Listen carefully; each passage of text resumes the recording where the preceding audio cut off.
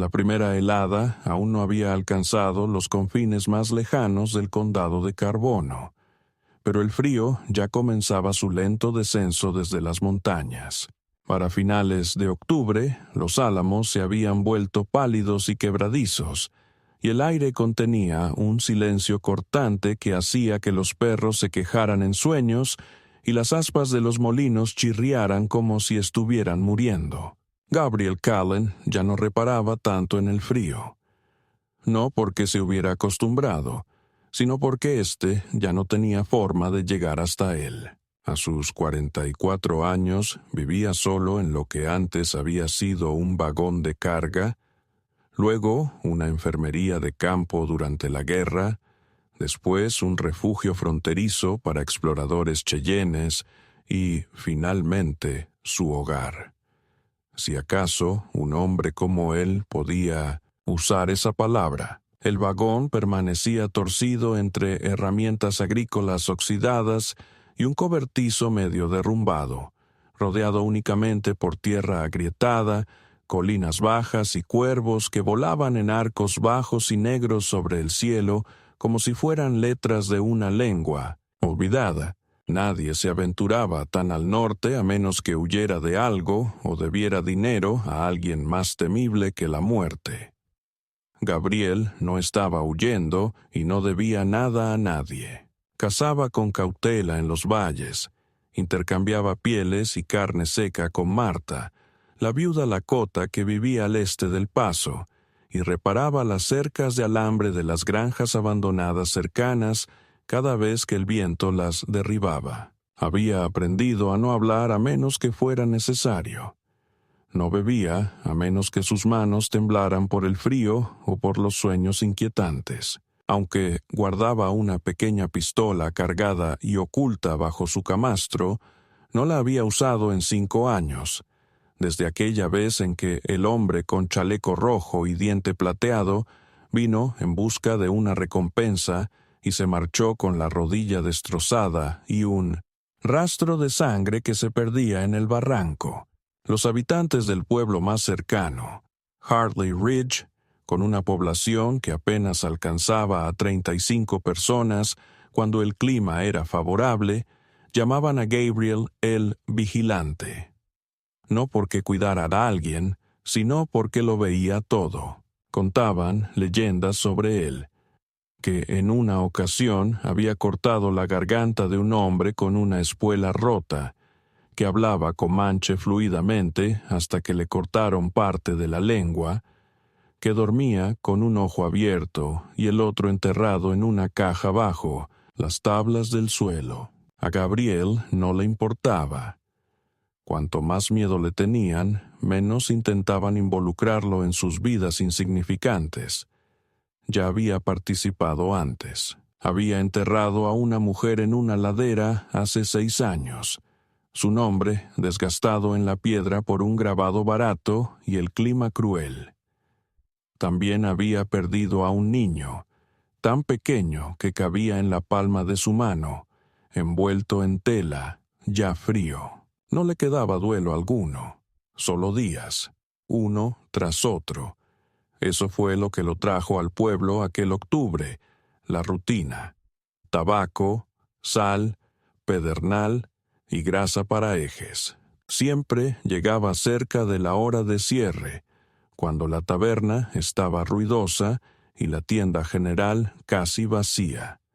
Cuando el predicador estaba tan borracho que no miraba a nadie y el perro del herrero se había acurrucado entre el hollín. Gabriel caminaba por el pueblo como una neblina, visible pero intocable. Sin embargo, esa noche en particular, al cruzar la plaza, algo lo detuvo de repente. No era un sonido ni una voz, simplemente una interrupción en el paisaje. Una jaula. No era una jaula verdadera, sino una prisión improvisada construida con la estructura de un corral para cerdos y malla de gallinero, colocada sobre un carro de plataforma con las ruedas embarradas hundidas casi 15 centímetros en la tierra. Dentro de aquella jaula había 2 figuras. Una adolescente, no más de 16 años, descalza y con expresión vacía, y un bebé envuelto en una enagua raída, que gimoteaba débilmente como un ternero en las últimas etapas de la sed.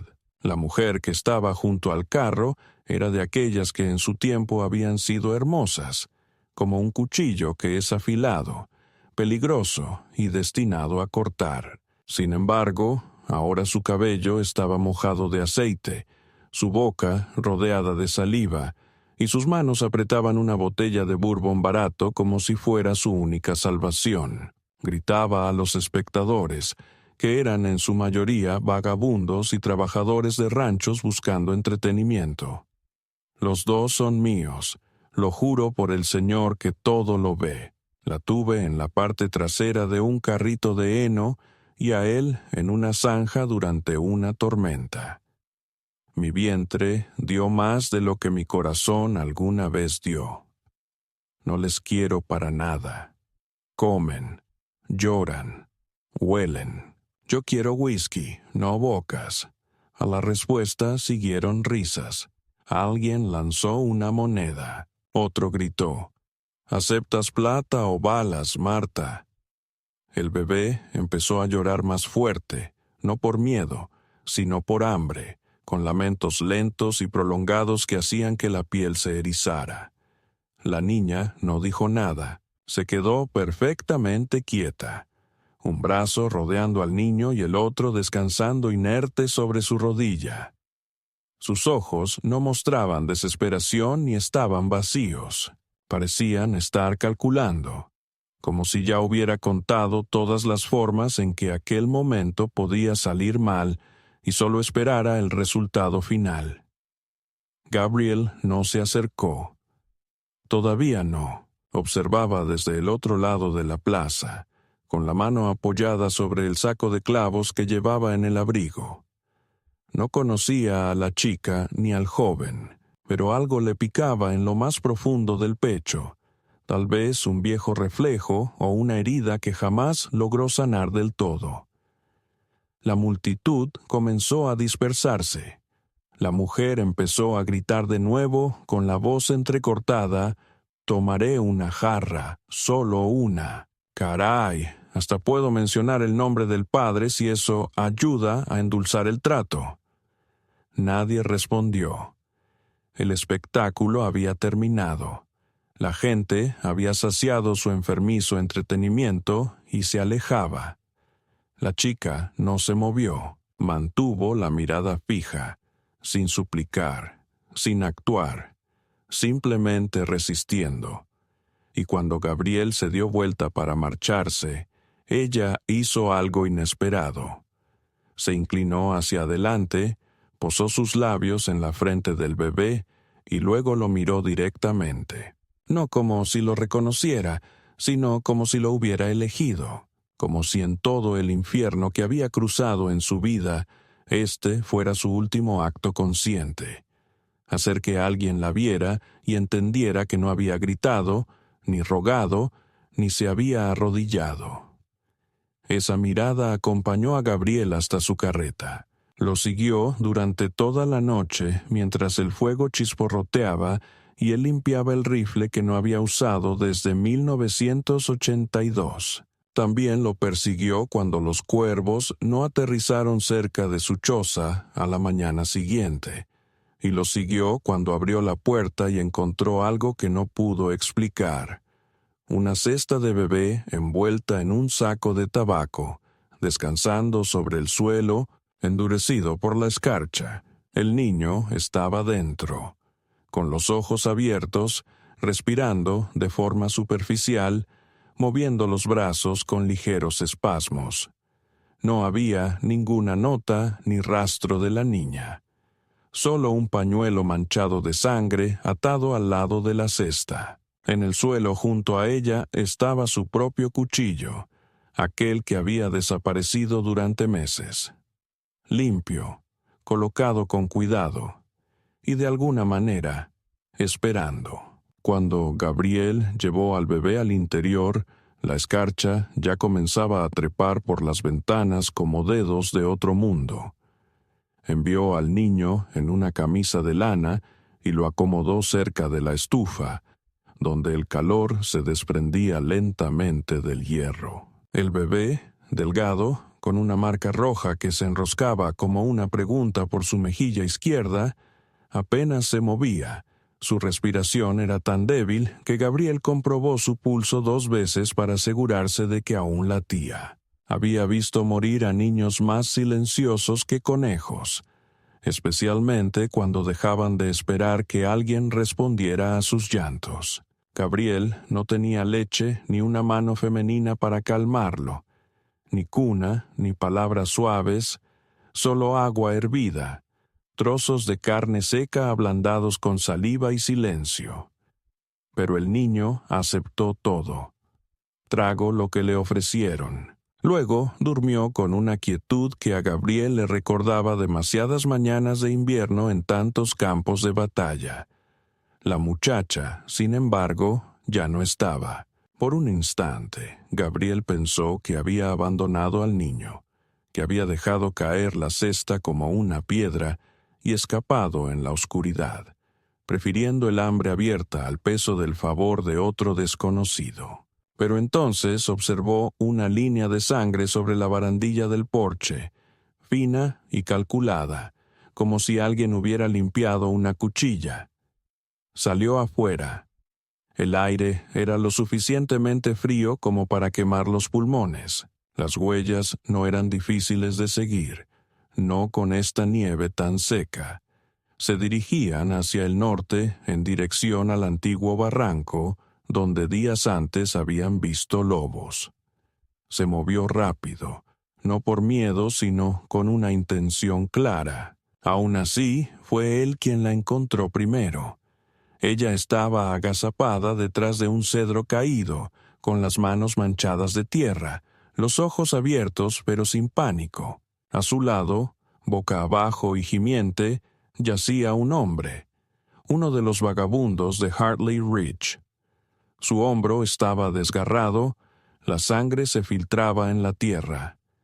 Gabriel no hizo preguntas.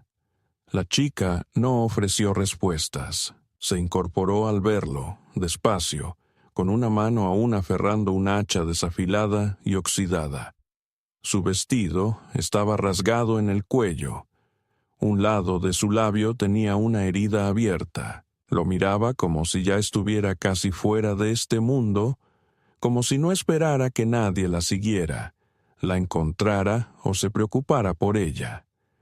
Gabriel guardó silencio.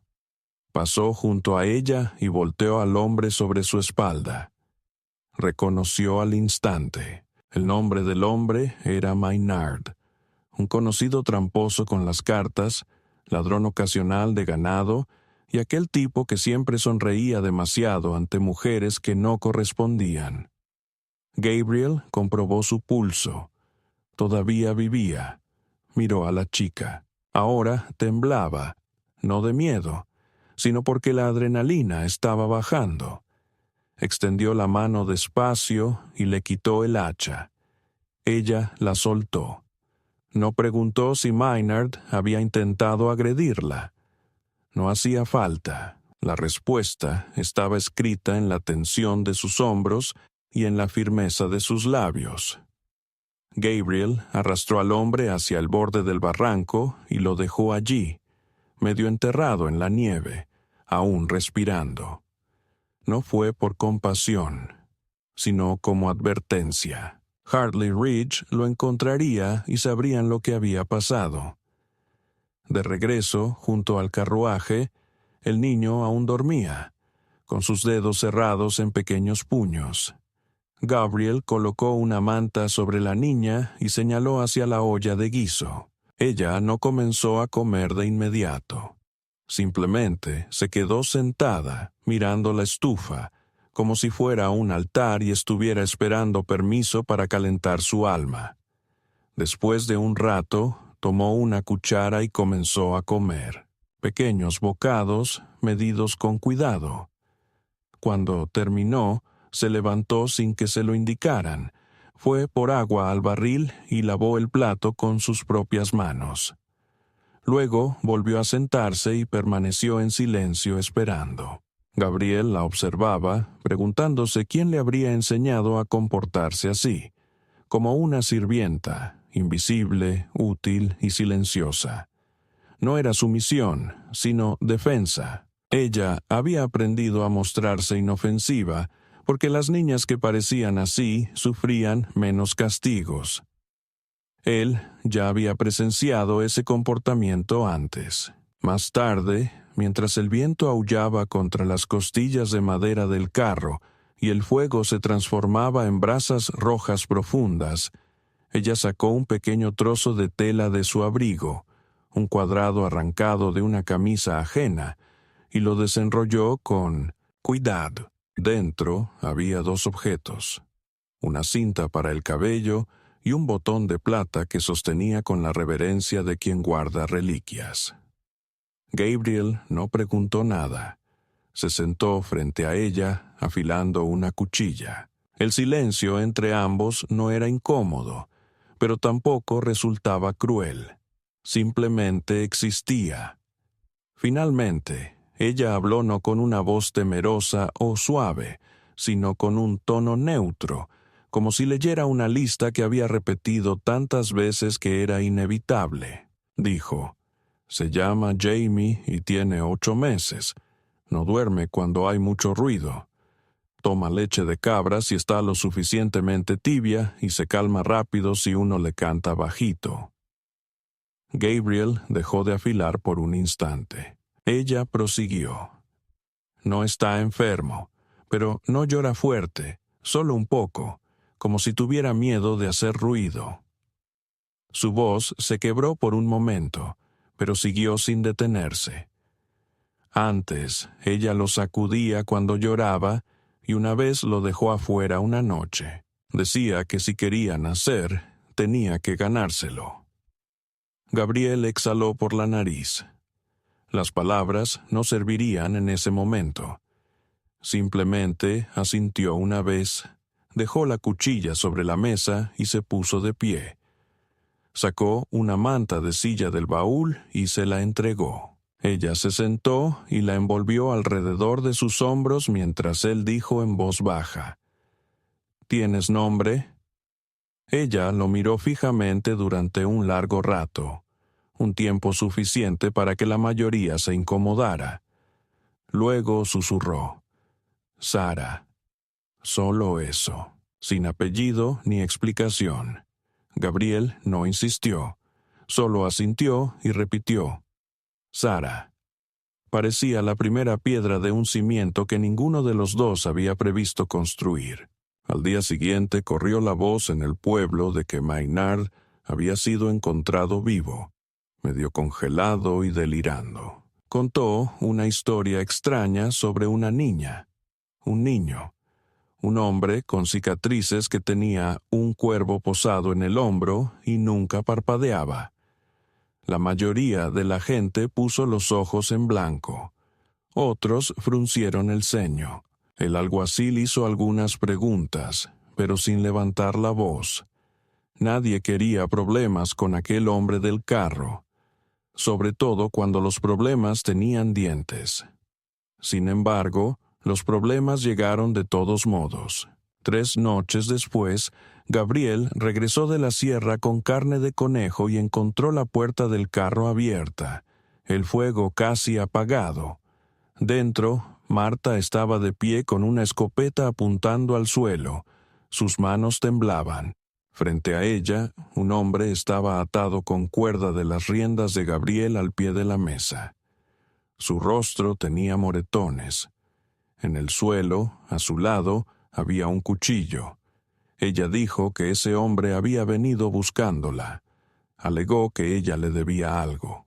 Comentó que Jamie no era suyo, que ella solo era la que sobrevivió. Su voz no subió de tono, sino que bajó, como un hielo hundiéndose en el deshielo de la primavera.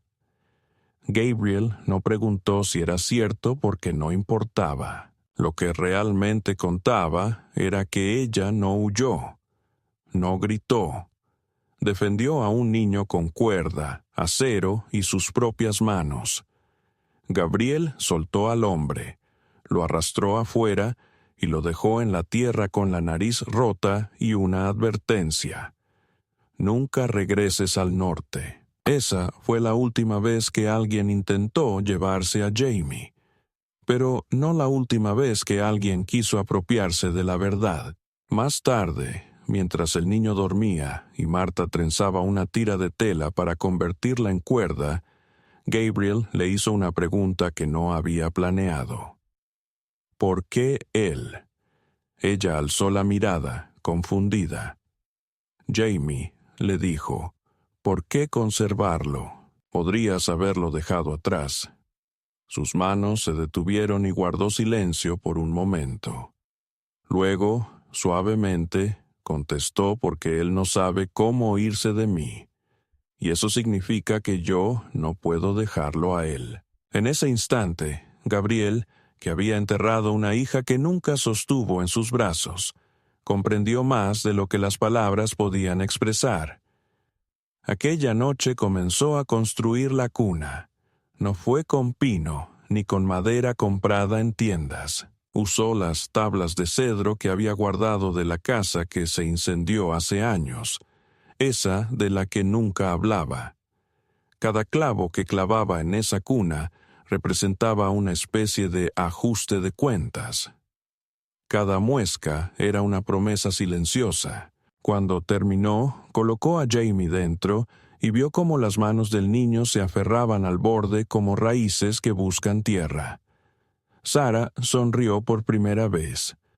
No fue una sonrisa amplia ni radiante, pero sí genuina. Aquella noche dejaron de ser desconocidos unidos por casualidad. Se convirtieron en algo distinto. No eran aún una familia, pero algo lo suficientemente cercano como para doler si se rompía. El invierno aún no había penetrado por completo en la tierra, pero sus dedos ya habían tocado los huesos del paisaje. Los días se acortaban, afilados por un viento que traía el olor a piedra y cenizas antiguas, y las noches llegaban temprano como un ladrón regresando al lugar del delito. El aire dentro del vagón se había espesado con humo de carbón y el calor de dos cuerpos que aún no comprendían del todo lo que significaba compartir un espacio. Gabriel se movía como siempre, de manera cuidadosa, silenciosa, con la postura de quien cree que las paredes no deben tener oídos, ni la compañía debe prolongarse demasiado. Pero algo había cambiado en la forma en que abría la puerta un poco más, despacio, ahora, como si antes escuchara, o en cómo siempre dejaba el fuego bien avivado antes de ir a buscar agua en el arroyo medio congelado. Por su parte, Marta mantenía la distancia, pero el silencio entre ambos empezó a tomar una textura distinta, ya no hueca, tenía peso, forma, incluso un ritmo propio, como el viento que roza un lienzo finalmente tensado tras haber estado demasiado tiempo flácido. Ella había comenzado a hablar más, no mucho ni con frecuencia, pero cuando lo hacía, sus palabras transmitían la seguridad de alguien que había tenido que aprender su propia supervivencia de memoria. Sabía cómo sacrificar un conejo, cómo preparar cataplasmas con el musgo que crecía bajo los abedules, y cómo trenzar una cuerda lo suficientemente resistente para sujetar la muñeca de un hombre adulto. Gabriel observaba su manera de moverse, no como una chica entrenada para tareas del hogar, sino como alguien criada entre herramientas, fuego y dolor.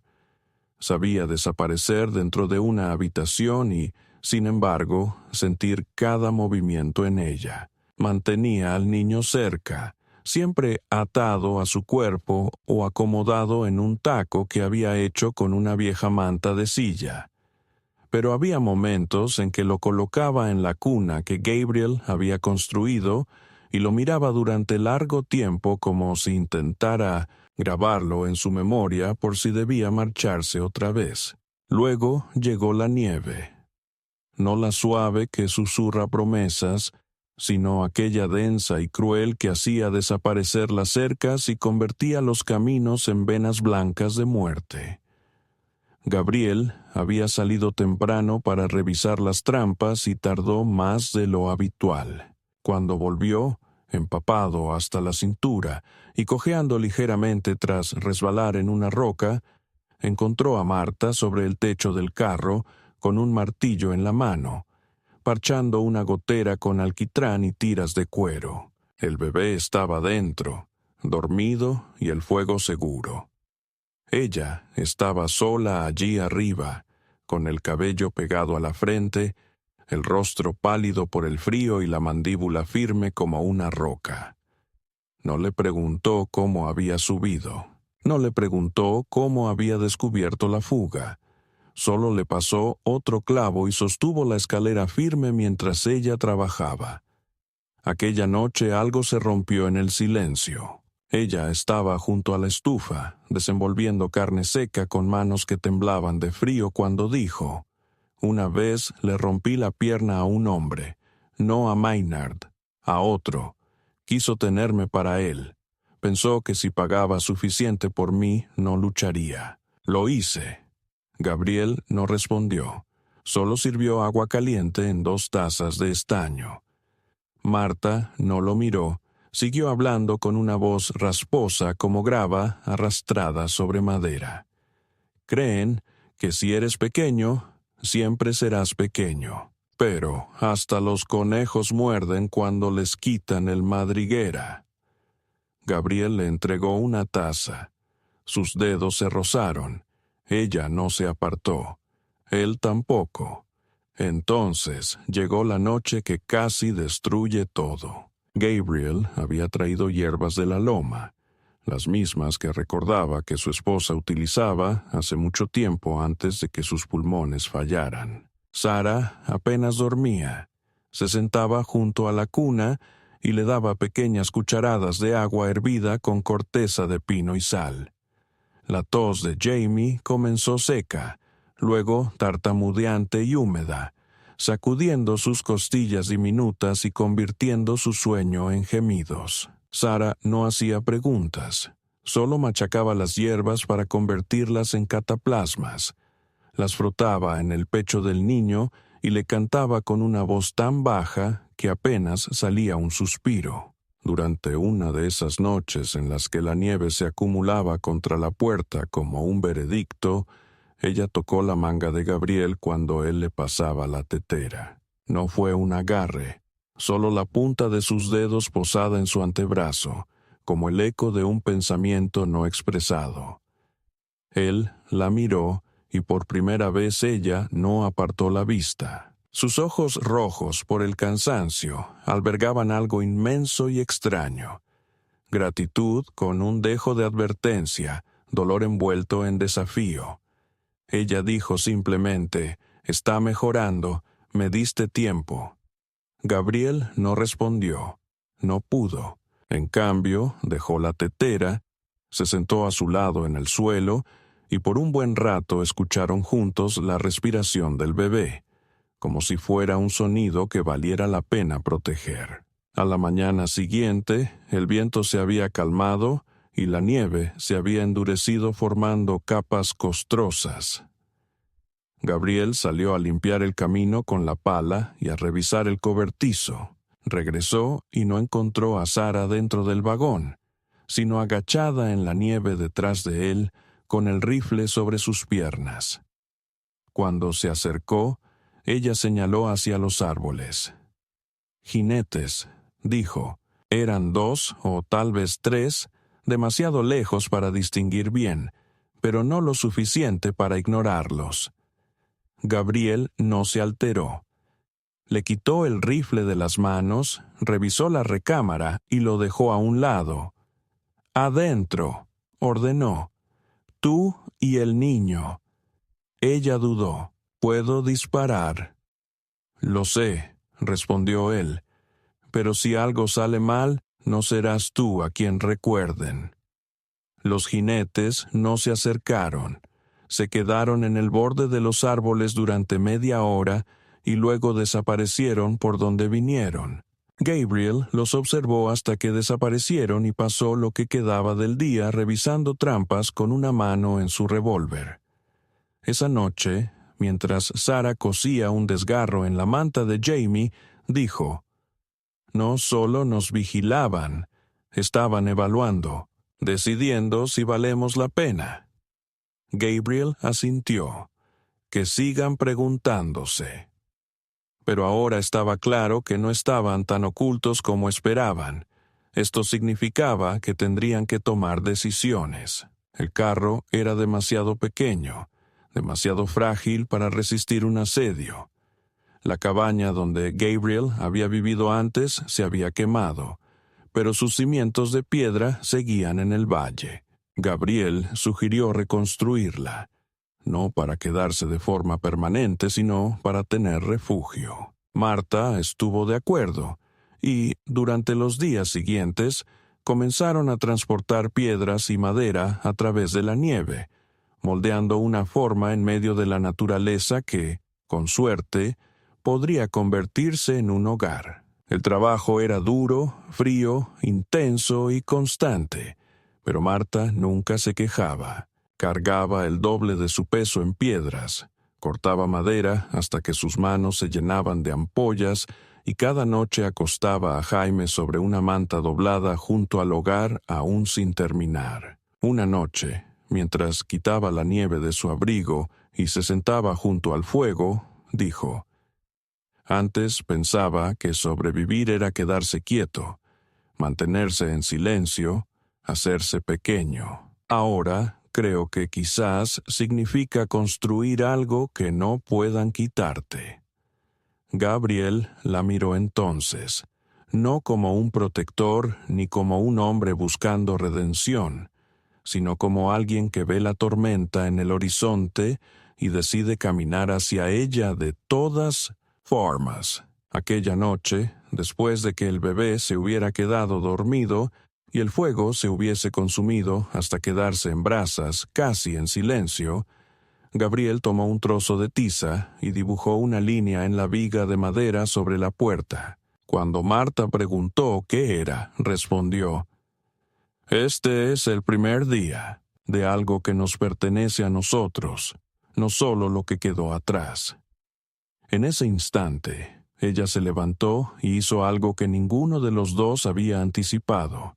Alzó la mano y trazó una segunda línea junto a la suya. «Entonces contamos juntos», dijo. No fue una muestra de confianza ni de amor. Sin embargo, representó el primer acto que compartieron sin que estuviera relacionado con escapar. Para personas como ellos, aquello significaba mucho más de lo que se atreverían a expresar en voz alta. El invierno se adentraba con un silencio que se sentía más como un juicio que como tranquilidad, extendiéndose pesado sobre la tierra hasta que el viento comenzó a vacilar entre sus bocanadas. La cabaña, a medio construir, era una herida oscura contra los montones de nieve. Sus muros de piedra apenas llegaban a la cintura, y el techo no era más que un armazón de troncos de pino y una intención congelada. Sin embargo, cada día Gabriel y Sarah regresaban allí, transportando lo que podían, resistiendo un frío que mordía a través de las botas y se metía en los huesos. Jamie había dejado de toser, casi por completo. Seguía durmiendo de manera irregular, pero comía mejor. Sus mejillas mostraban ahora leves tonos de color y había empezado a alcanzar cosas, con manitas pequeñas que se cerraban con propósito hacia la luz del fuego, las arrugas del abrigo de Sarah, el borde de la manga de Gabriel. No hacía ruido al hacerlo, ni gorjeos ni llantos, solo respiración y movimiento, como un espíritu que probaba su dominio sobre un cuerpo. Gabriel lo observaba con más frecuencia ahora, menos con preocupación y más con una extraña ternura indeseada que guardaba oculta tras manos callosas y excusas murmuradas. El niño no era suyo, no tenía ningún derecho sobre su sangre ni su legado, pero a veces cuando Jamie apoyaba su rostro contra el pecho de Gabriel, El hombre se quedaba quieto un momento demasiado prolongado, como si temiera moverse para no ver desaparecer al niño como el humo. Luego, una noche, el cielo cambió de manera peculiar, solo como ocurre antes de las peores tormentas. Se tornó en un tono demasiado apagado, el aire quedó demasiado quieto, y el silencio fue tan absoluto que parecía que la tierra misma contenía la respiración. Gabriel fue quien se dio cuenta primero. Se detuvo a mitad del golpe, con el hacha en alto sobre un bloque de madera endurecida por el hielo, y entrecerró los ojos mirando hacia el horizonte. No había movimientos, ni aves, ni viento, solo una presión en sus oídos, como un peso descendiendo. Soltó el hacha sin terminar el corte. Dentro del carro, Marta hervía telas y cortaba raíces secas en tiras para preparar té. Gabriel entró, no pronunció palabra y comenzó a asegurar las contraventanas, rellenando el marco de la puerta con trapos viejos. Marta no preguntó, simplemente bajó la estufa, envolvió a Jamie con más fuerza en su faja y se calzó las botas. Esa era ahora la forma en la que se entendían. No necesitaban advertencias cruzadas, lo sabían. Sin embargo, no podían imaginar que todo ocurriría con tanta rapidez. En menos de una hora empezó a caer nieve, no en copos, sino en granos duros y punzantes que al tocar la piel ardían y silbaban al impactar. La temperatura bajó rápidamente. Los árboles crujían bajo un hielo que no habían soportado en varias décadas, y justo cuando la noche cubrió las crestas, llegó el viento no como un aullido, sino como un grito intenso, repentino y desgarrador que atravesaba la tierra, arrastrando algo invisible detrás. Y justo cuando la noche envolvía las montañas, llegó el viento. No un aullido, sino un grito potente y abrupto que rasgaba el paisaje como si arrastrara algo detrás de sí. El fuego en la estufa vengueó. La carreta se quejaba. El techo del cobertizo tambaleaba con fuerza. Apenas llegó a la mitad del camino cuando ráfagas arrebataron la linterna y la hicieron estallar contra la pared congelada. A oscuras alcanzó el cobertizo y empezó a atar lo que pudo. Cuerdas, pieles y el tendedero. Entonces se escuchó un crujido profundo, no como un trueno ni una rama, sino algo que sacudía la tierra misma. Gabriel se giró y vio cómo la cañería de la estufa arrancada por el viento cayó contra el carro, lanzando chispas. Enseguida, el fuego lamió las tablas secas y la brea se inició en segundos. Corrió. Sarah ya estaba fuera con Jamie en brazos, su cabello desordenado en el rostro y ojos reflejando las llamas. Gabriel sujetó su codo y la apartó justo cuando el calor se extendía. El carro gimió un momento y luego se dobló sin explotar, como un recuerdo que colapsa bajo un peso. Todo lo que contenía, ropa de cama, provisiones, herramientas, la cuna, desapareció. No dijeron nada. No había nada que agregar. Bajo una luz abrasadora, con la nieve convertida ahora en tormenta y el viento aullando como una maldición, Gabriel señaló hacia la cabaña. No tenía techo, pero sus muros de piedra resistían. Ofrecía refugio del viento, aunque no del frío. Avanzaron deprisa, con Jaime envuelto entre ellos, su pequeño cuerpo callado pero cálido. Llegaron justo cuando el viento derribaba la última tabla del armazón del carro al suelo. Dentro del cascarón de la cabaña, Gabriel encendió un pequeño fuego con la leña seca que había enterrado bajo las piedras del suelo.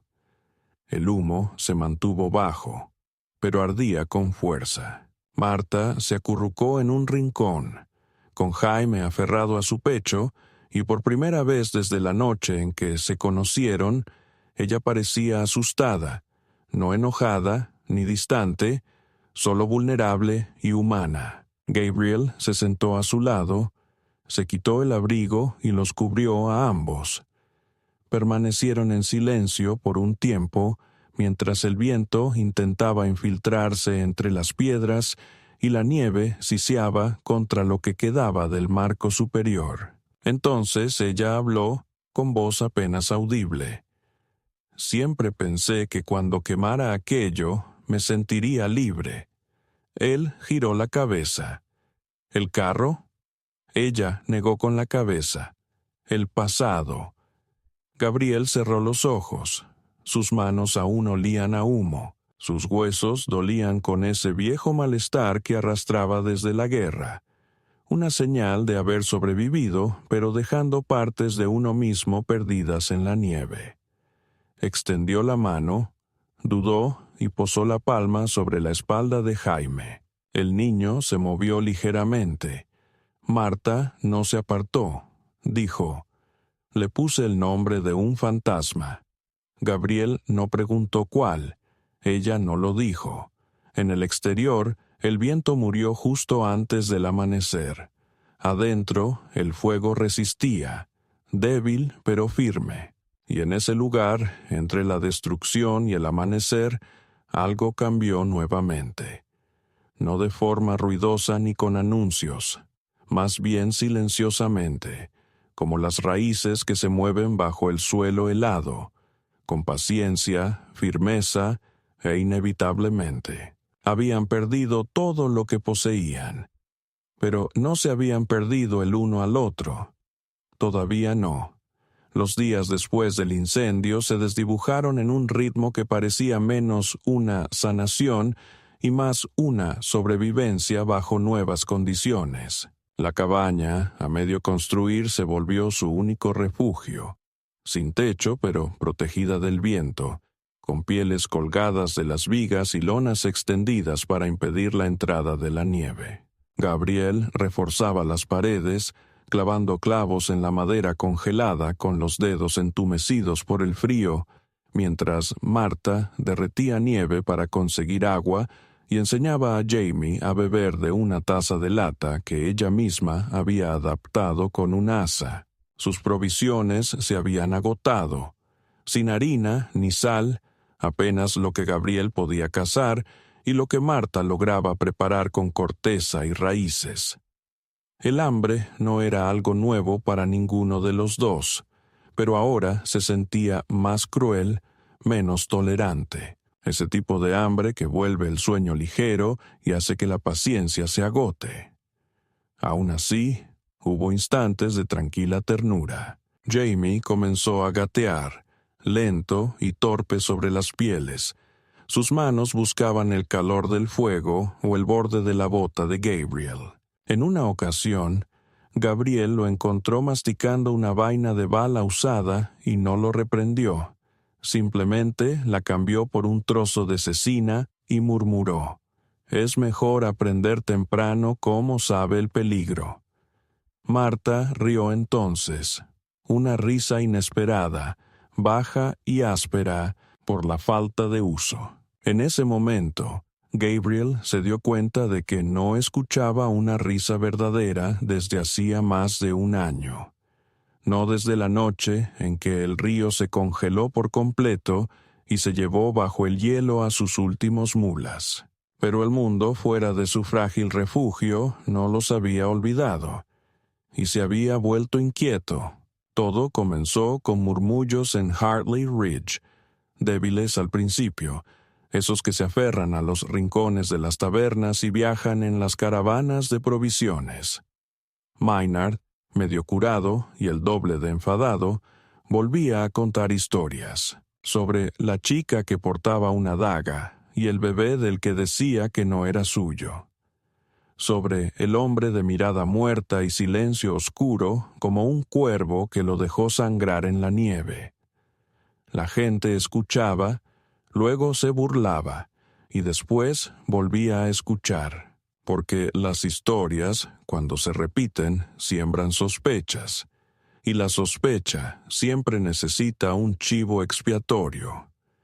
Cuando el deshielo primaveral transformó los senderos en ríos de barro, los rumores comenzaron a tener fuerza. La esposa de un predicador aseguraba haber visto a Sara en el pueblo años atrás, ya mostrando signos, aunque nunca apareció ningún padre. El encargado de la tienda general murmuraba que había visto a Gabriel una vez sostener a un bebé como si pesara una piedra, no como se debe cargar a un niño. Las mujeres ancianas cerca de la pensión recordaban cómo Sara fue expulsada del hogar de su madre, su nombre borrado del libro familiar. Nadie preguntaba por qué ni qué le costaba a una joven ser borrada así. Solo recordaban los vacíos y los llenaban de temor. Entonces llegó el predicador mismo. Con un solo ojo, barba blanca y voz llena de versículos y dureza, ascendió por el camino de la montaña montado en un burro prestado, Biblia en una mano y petición en la otra. Encontró a Gabriel partiendo leña sin siquiera iniciar charla. Has acogido a una prostituta y un bastardo, señor Cullen, afirmó con claridad, y es una marca que este condado no puede soportar. Gabriel no dejó de partir la leña. Ni siquiera lo miró. El predicador continuó. La gente está nerviosa. Dicen que el niño está maldito, que no llora, que ella no duerme, que lobos se juntan cerca de tu cabaña en el crepúsculo. Hizo una pausa y ajustó las riendas. Quieren que se los lleven, quizá a la misión, o que regresen de donde vinieron. Tú puedes quedarte, claro. Nadie busca problemas, solo paz. Gabriel levantó el hacha, partió un tronco con precisión, luego dijo: ¿Alguna vez has leído el pasaje donde Cristo dijo: «Dejad que los niños vengan a mí»? El predicador esbozó una mueca de desprecio. No cuando vienen al mundo cargados de pecado. Gabriel levantó la vista, lento y penetrante. Entonces sería mejor que lo releas. Todo el pasaje, no solo las partes que justifican tu cobardía. El predicador se marchó, pero no en silencio. Al final de la semana llegó una pequeña delegación, 3 hombres, 2 mujeres, todos vestidos para el domingo y con expresiones severas que ocultaban un pánico lleno de moralidad. Marta los vio primero. Estaba bañando a Jaime en una tina de madera al aire libre, canturreando suavemente, cuando percibió un movimiento entre los árboles. No gritó ni huyó. Solo envolvió al bebé, se lo entregó a Gabriel y tomó el rifle apoyado en el tocón. No sacaron armas de inmediato. Intentaron ser corteses. Hablaron de el bien de la comunidad, la inquietud entre las familias respetables, preocupaciones sobre comportamientos anormales. Preguntaron educadamente, una sola vez, si Marta consideraría irse. Dijeron que asustaba al ganado, que los perros no dejaban de ladrar al pasar ella, que el aire a su alrededor estaba distinto. Marta no respondió. Permaneció inmóvil, con el rifle apuntando hacia la tierra. Gabriel esperó a que terminaran y formuló una sola pregunta. ¿Quién de ustedes tiene pensado sacar al niño de sus brazos? Nadie contestó. Avanzó un paso, con Jamie en un brazo y la otra mano apoyada sobre el cuchillo en su cinturón. Ella lo sostuvo durante el invierno. Lo alimentó cuando su cuerpo ya no tenía fuerzas. Se quedó a su lado cuando el fuego se llevó todo. ¿De verdad crees que una petición sin Dios te da derecho a quitarle eso? Su voz era baja, pero resonaba como un trueno. Si lo quieres, ven a buscarlo, pero te aseguro que no habrá perdón, solo tumbas. Se marcharon, no todos de buena gana. Y por un tiempo, la montaña recuperó su silencio. Pero el silencio nunca es paz. Solo es una pausa antes del grito. Una noche, mientras el trueno retumbaba lejos y el viento traía olor a ceniza mojada, Jamie comenzó a llorar. No un sollozo débil ni un llanto por hambre, sino un grito desgarrador que sacudía su pequeño cuerpo y teñía su rostro de rojo. No paraba. Marta lo mecía, le cantaba, probaba con leche tibia, compresas frescas, rezaba en susurros oraciones que no pronunciaba desde niña. Nada funcionaba.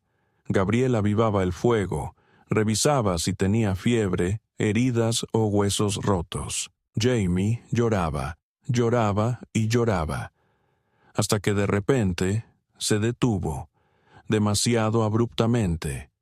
Su cuerpo quedó flojo, no muerto, pero distante, como si algo en su interior se hubiera apagado. Mateo lo sostuvo con el corazón latiendo en la garganta, sin saber bien qué estaba presenciando. Carmen lo tomó de nuevo, lo acostó, apoyó su oído en el pecho y susurró: «Está en estado de shock». Marta lo tomó de nuevo, lo acostó, apoyó su oído en su pecho y susurró: «Está en shock». Entonces, como si una mano invisible la guiara, se levantó, fue hasta la parte trasera de la cabaña y comenzó a sacar piedras del suelo. Gabriel no comprendió hasta que ella desplegó el bulto. Ropa vieja, envuelta en papel encerado y atada con cuerda. Dentro había una fotografía. Un hombre, con mandíbula fuerte, vestido de uniforme, con ojos que se parecían demasiado a los de Jamie, y un nombre, escrito con tinta temblorosa al reverso: Ben Tillman, 5 de julio de 1885. Sara se la entregó a Gabriel y dijo: «Ese era su padre. Murió en un colapso minero en Missouri.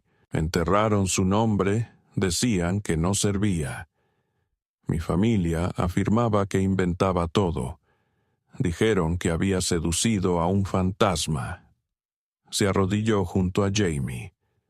«No está maldito. Está llorando por alguien a quien nunca conoció, como yo». Gabriel no contestó. Se sentó a su lado y, sin decir palabra, puso su mano sobre el pecho de Jamie. Y esperó. Aquella noche, el niño se movió. Su mano se cerró alrededor del pulgar de Gabriel. Y Sara, con los ojos secos pero enrojecidos, susurró: «No puedes reparar lo que la gente teme, pero puedes sobrevivirlo». Y por primera vez, Gabriel creyó que ella tenía razón. La primavera llegó con su habitual furia, inundando los cauces, fracturando las rocas debido al deshielo y partiendo las ramas como si fueran huesos frágiles. El valle latía con un renacer, pero en las colinas la tierra persistía dura y la escarcha se aferraba como si fuera un resentimiento. Gabriel ya había construido un techo adecuado sobre la cabaña, inclinado y cubierto con alquitrán, usando vigas rescatadas del antiguo molino. Marta había sembrado una fila de papas tempranas en una zanja detrás del granero. Jamie, que ahora caminaba con la firmeza de un potro, deambulaba en círculos alrededor de la fogata, a veces arrastrando un palo, otras veces sosteniendo una taza de lata como si fuera un tesoro. Estaban creando algo que parecía vida, aunque aún cargaba el olor de la ceniza. Sin embargo, ambos sabían que la paz era algo prestado. Una mañana irrumpió con cascos sobre piedra mojada, fuertes y numerosos para ser viajeros, y demasiado decididos para simples comerciantes. Gabriel estaba en el porche, con el rifle ya colgado al pecho, mientras Marta llevaba a Jamie hacia adentro en silencio.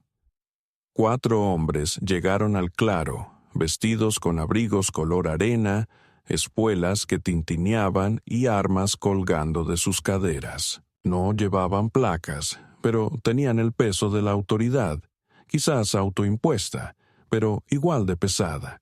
El jinete que encabezaba el grupo, un hombre corpulento con una cicatriz en la sien y una estrella prendida en su chaleco, desmontó lentamente y se acercó. —¿Eres Gabriel Callen? —preguntó con una voz áspera que parecía empapada en whisky. Gabriel asintió una vez. El hombre señaló detrás de él. —Estos tipos están aquí por orden de la justicia territorial. Esa chica en tu cabaña ha sido acusada. Robo, sedición, deserción, ayuda a fugitivos. Incluso se rumorea que practica brujería. Son antecedentes impresionantes para una criatura tan pequeña. Gabriel guardó silencio. El hombre inclinó la cabeza. La vamos a llevar. Puedes facilitarlo o hacerlo instructivo. Entonces salió Sara, con Jamie en su cadera. Sus ojos no titilaron, no suplicó. Se acercó a Gabriel y dijo, «No, solo eso, ni un grito, ni un llanto». Una declaración clara. El silencio se prolongó. Después el hombre dio un paso adelante y Gabriel reaccionó más rápido. El culatazo del rifle golpeó la mandíbula del hombre con un ruido como una rama quebrándose y estalló el caos. Los otros jinetes sacaron sus armas. Gabriel disparó una vez y alcanzó a uno en la pierna. Luego se escondió tras un montón de barriles. Sara bajó a Jamie al suelo, lo empujó detrás del pozo y tomó el rifle que había ocultado bajo el porche. El aire se llenó de humo y gritos. Jamie gritó. Su voz pequeña se elevó como una bengala. Uno de los hombres intentó rodear la cabaña, y Sara lo hirió en el hombro, haciéndolo caer. Otra bala rozó el costado de Gabriel. Tropezó, pero siguió disparando.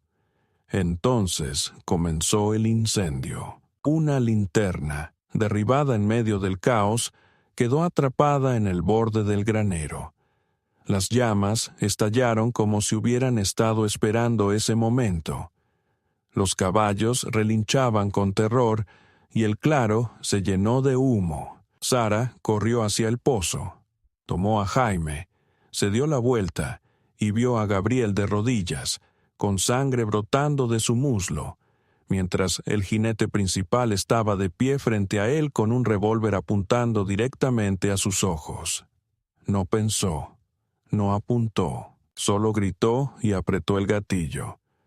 La bala impactó en el cuello del hombre, cayó sin emitir un sonido, la sangre salpicando la piedra. Gabriel se desplomó hacia atrás, respirando con dificultad. Los otros hombres huyeron arrastrando a los heridos, dejando atrás el fuego y los muertos. Sara dejó caer la pistola y corrió hacia él. Él estaba consciente, apenas, con los dientes apretados, la mano presionando su muslo donde la sangre salía rápido y caliente. Ella le quitó el cinturón, lo anudó sobre la herida y apretó un trapo contra el agujero. No dijo palabra, solo la miró con la misma calma que había mostrado cuando le enseñó a leer el viento. Ella susurró, «Quédate conmigo». Él parpadeó una vez. Ella repitió, «No te vayas». Entonces Jaime se metió en su regazo, abrazando torpemente las costillas de Gabriel. El hombre emitió un sonido, un gemido o una risa o algo intermedio. Sara los miró a ambos y comprendió que no venía nadie más, ni médicos, ni la ley, ni salvadores. Solo ellos.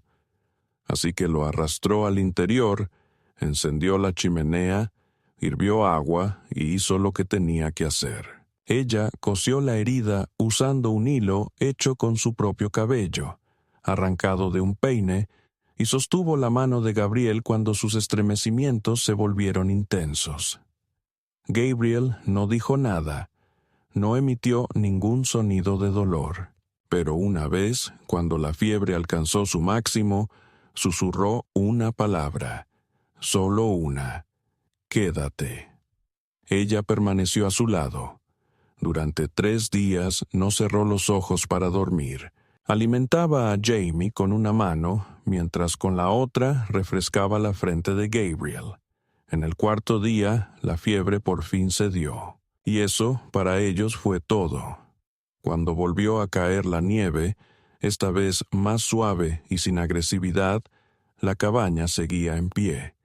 El granero había desaparecido, su estructura ennegrecida cubierta por nuevas capas de ceniza. Pero la casa persistía, y eso fue todo para ellos. Cuando la nieve volvió a caer, esta vez más suave y sin violencia, la cabaña seguía en pie. La granja había desaparecido, su estructura ennegrecida enterrada bajo nueva ceniza. Pero la casa permanecía intacta, las paredes reparadas, el techo cubierto con madera áspera, las ventanas con vidrios rescatados de una iglesia clausurada que Gabriel había ayudado a reparar hace mucho tiempo, cuando aún creía que el trabajo podía redimir. Ahora, aquello era algo completamente distinto.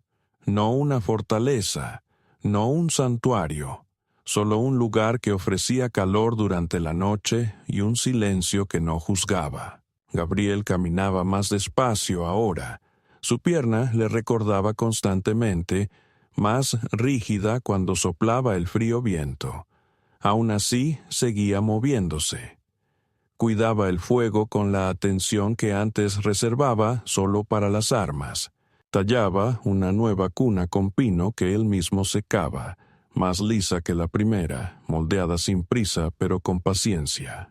Jamie había comenzado a hablar en fragmentos, extrañas combinaciones de sonidos con significado, algunos venidos de la suave voz de Marta, otros cortados como las órdenes que Gabriel daba al fogón o a la mula.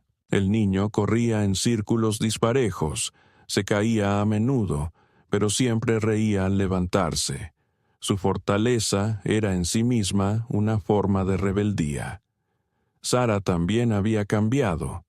Ya no miraba por encima del hombro cuando partía la leña. Caminaba al pueblo una vez al mes con la cabeza erguida, la mandíbula firme, llevando a Jamie en la cadera, y desafiaba a cualquiera que intentara decirle algo.